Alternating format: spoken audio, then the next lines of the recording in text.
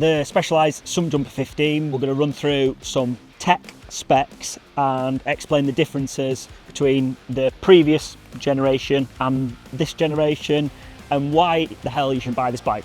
This still has S sizing, so starting at it does. S1, just to know S1, S2 are mullet. They are, they come with 27.5 rear wheel, which you cannot run at 29. And the reason for that is because on this bike we've lowered the standover height, which you might notice. So all the bikes have or can accommodate longer dropper posts, which means that the smaller sizes can't fit 29-inch wheels. They do come 27.5 and you have to keep them like that. However, S3 to S6 comes standard as a 29, but you can run a 27.5 rear wheel if you want to with an aftermarket link. Wonderful. And I think most people in the smaller sizes would run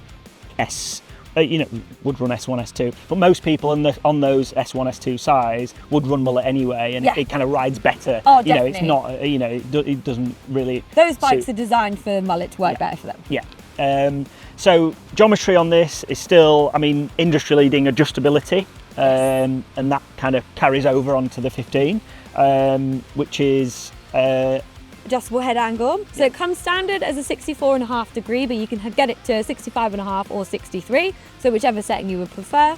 And then you've also got a flip chip, so you can lower or heighten the bottom bracket by 7mm as well. And then you've also got the flip chip in the chainstays too. So fully customizable, and like we were saying, you can really make this bike what you want it. So you can make it super slack, you can run it as a mullet, you can take all the tokens out of the shock, or you can do the complete opposite, fill the shock up with tokens and adjust the geometry however you wish. So you can make it the bike yours basically. And I think that's probably a bit more of we're working towards that. We're coming away from, yes, there are people who can afford to buy a cross-country bike, a long travel bike, and one of everything, and an e-bike and everything, but actually for the average person and for what you and us recognise is that we actually don't want to sell 1 million bikes. We do want to sell 1 million bikes, but we don't want to sell. Everyone wants to sell 1 million bikes. But which we're aware of the current market and what people want, and trying to make one bike suitable for more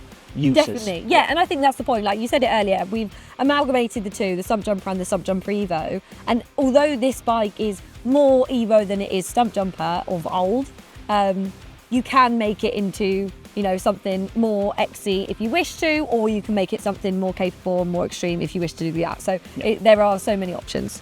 Shock, and then the linkage design. So linkage design stays the same?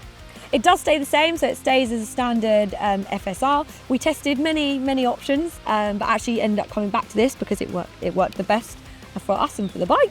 And obviously the new GENIE tech with Fox. There's so much tech gone into the shock. We would be here until next week talking about this. We would. It's so techy. There is so many different elements to it that it's taken years to develop. So basically the shock, yes, is designed with Specialized, but can be serviced at any Fox authorised retailer. Yeah, absolutely. All the parts will be available. It's not like times of old. Standard sizing, and it comes with tokens. So the shock has 2 air chambers, so it's got huge volume, and it comes with tokens, so you can fill it up. It comes standard with 1, which runs really nicely because you get that real off the top, that small bump sensitivity, and then ramp up as well. You can fill it up, you can take it out, you can do whatever you want. But I think what's really key about this bike is it just feels like it has so much more travel than it technically does on paper. Yeah. Because of GENIE.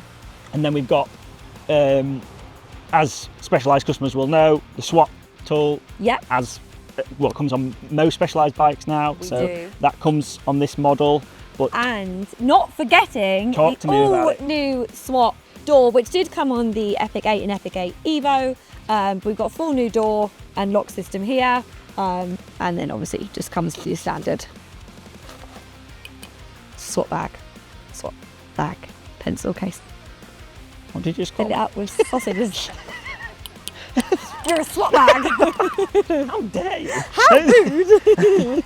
So, this model, which your road riders will like, comes with a mirror saddle. Yeah. No, S-Works model, top of the range, spec'd up to 9s, yes. Maven brakes, new GENIE Shock, can't buy it anywhere else. You've got the really fancy mirror saddle, absolutely top spec. It is. Can't get any better. Top spec, got everything on it. Obviously, all the new technology as well. Wheels, etc. Yeah, new Roval wheels. No punctures. No punches. Woo! If you break it, you get a new one. Shit happens. Shit happens. Asterisks happens. Beat that out. Yeah, beat the shit out. 240 hubs. Yeah, I think that's it. I think I'm talking for the road riders here, but the only thing I'd like to see is a power meter. What a ponce.